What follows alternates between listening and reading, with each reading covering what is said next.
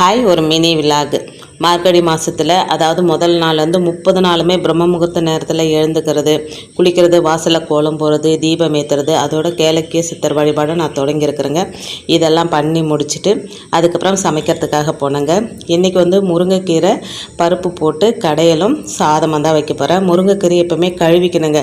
நம்ம ஃப்ரெஷ்ஷாக நம்ம தோட்டத்தில் வந்து பறித்தா கழுவாம விட்டுலாம். இது நம்ம கடையிலேருந்து வாங்கிட்டு வந்ததுனால அதை கழுவணும். அதே போல் பால் வச்சுட்டு எப்போவுமே அதில் ஒரு 2 பச்சரிசி போடுங்க. முதல் பால் சாமிக்கு வச்சுட்டு அதுக்கப்புறம் காஃபி போட்டு குடிச்சிட்டு சாதம் ஒலை வச்சுருக்குறேங்க.